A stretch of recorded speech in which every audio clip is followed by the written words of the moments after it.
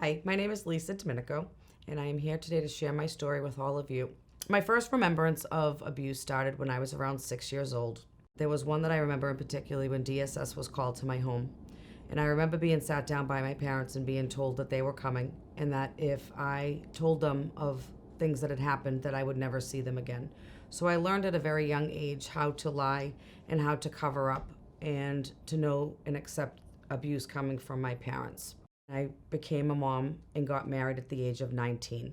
That relationship ended pretty quickly. I went on to school and was working 3 part-time jobs to rebuild my life for me and my 2 younger children. At one of my jobs, I met my second husband, and we connected really quickly. He also worked part-time in a law enforcement. He came from a good family. He was from the same town of me.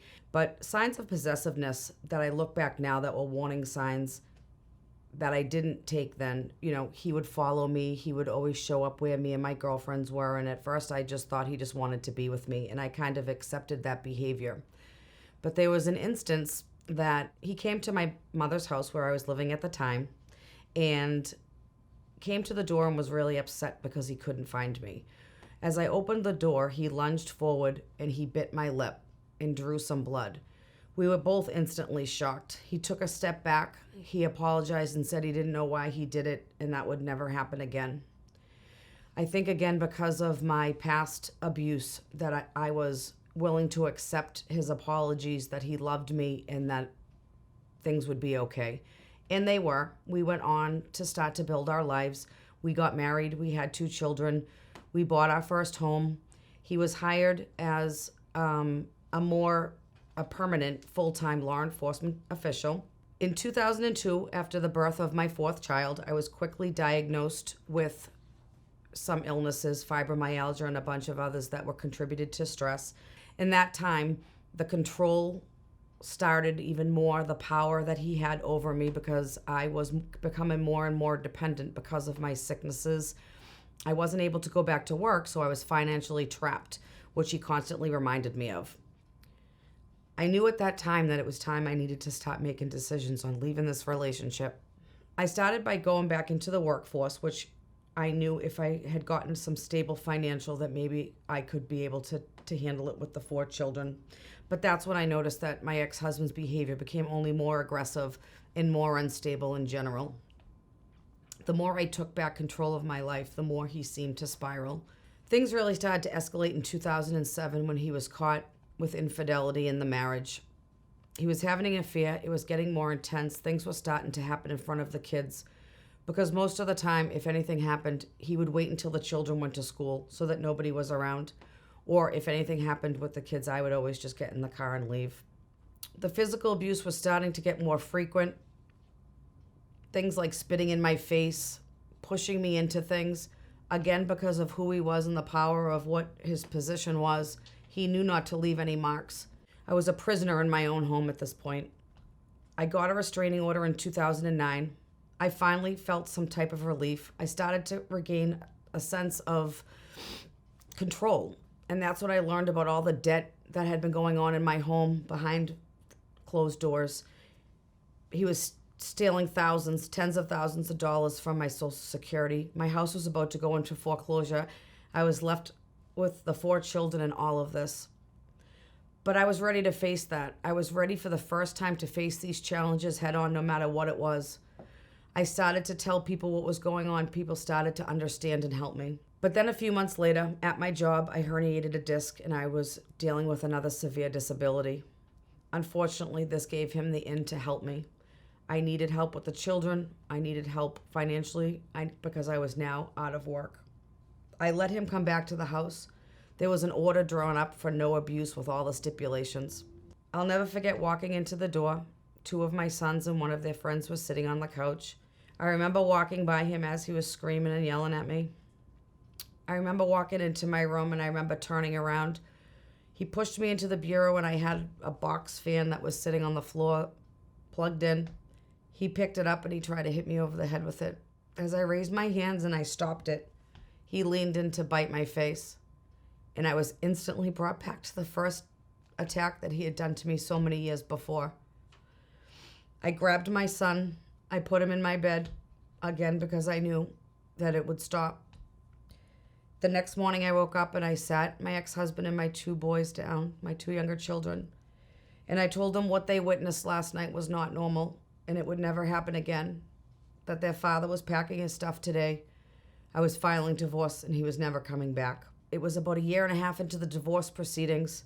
My ex-husband found out that I was dating somebody, and instantly there were 87 phone calls between me and my two boys' phones in a 45-minute period. Screaming, threatening all of us, begging the kids to give the phone to me. At one point, I finally answered his phone call. I had the man that I was dating on my house phone, and I held the phone up so that somebody else could hear this, because you wouldn't believe it if you didn't hear it yourself. My ex-husband was screaming at the top of his lungs that he would kill me, he would kill my new boyfriend, he would kill any police officer, he would kill any judge, he would kill anybody that stopped him. And he was serious. So I filed for a restraining order. This is where Dove came into my life in 2012. I'll never forget the day that I was sitting in the bottom of the courthouse waiting, and one of the advocates came over to me, talked to me, helped me through that proceeding that day, and referred me to the Quincy location. It was then that I met Jen, who worked with me every single day, calling me, checking on me during this escalated time, because even the police were afraid of his actions. She helped me understand that everything I was going through was okay, and that it was real, my feelings, and that I was loved and cared for. She helped me with my escape strategies. She helped me and my children become stronger to be able to face what we were about to be dealing with all the support. The best thing was having somebody that finally believed me, somebody that would finally listen to me and help me. But even after years of the divorce and after a lot of turmoil in my life, I found a purpose to belonging to reconnect with Dove in 2018. Because you see, the effects of my divorce are still happening now, because now my children are now living and treating me the same way that they were brought up.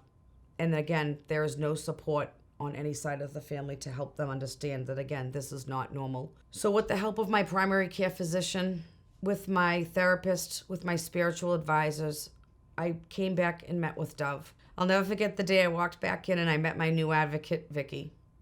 Instantly, she was a blessing in my life. She helped me join a support group here at Dove called Bloom, that we meet monthly. We do activities, we have dinner, we laugh, we talk, we support each other in a loving, positive way. Something that anybody that's going through a domestic violence situation needs to have, because it doesn't come from the people surrounding us in our life, because those are usually the ones that are our abusers. Dove is helping me rebuild my life and helping me build back my self-esteem and helping me with my post-traumatic stress disorder, allowing me the opportunities to bloom again, to share my talents instead of being told by everybody in my life that I was a failure and a loser. I've been working with everybody at Dove, utilizing my new energy healing skills with my Jigen and Reiki that I went and became a practitioner for in 2018 during all of this. I was able to be trained during this with my past experiences in health and wellness and working in the medical field to help myself and others during this process. I am so blessed to have this amazing support system. I really don't know where I would be without Dove and Vicky and all of the amazing staff. I feel so loved and cared for and appreciated and understood every time I walk in their doors.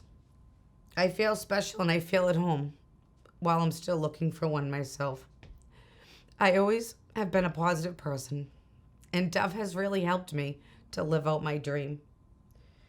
Because 6 months ago, I put out to the universe and I said that my one life mission was to please get back with Dove, to share my story, and to help so many others understand what their resources are, that their doors are always open to help people in these situations. Everyone needs to know, including our children that are affected by these domestic violence situations, that even the first time is never okay. Domestic violence is never okay. And sometimes it doesn't start off at physical. A lot of the times it's other types of abuse that start. You need to understand what the red flags are, what your warning signs are, and then you want to be able to work with people at Dove so that you can get your exit strategy and you can find the resources to help you get out of your situation. The feeling of connectedness when you walk in these doors is what has helped me be able to take every step forward. So I ask you all tonight to please reach deep into your hearts and deep into your pockets and help me in supporting Dove and the people that come forward for help in a way out of a situation like mine. No contribution is too small. I always say that you never know what's going on behind closed doors, which is why it's so important that we have enough resources ready to support, educate, and love every single person that comes to Dove, where the door is always open, where the people are genuine, invested in our safety and healing as survivors. Thank you again so much for being here tonight and watching this video and hearing my story. I love you all.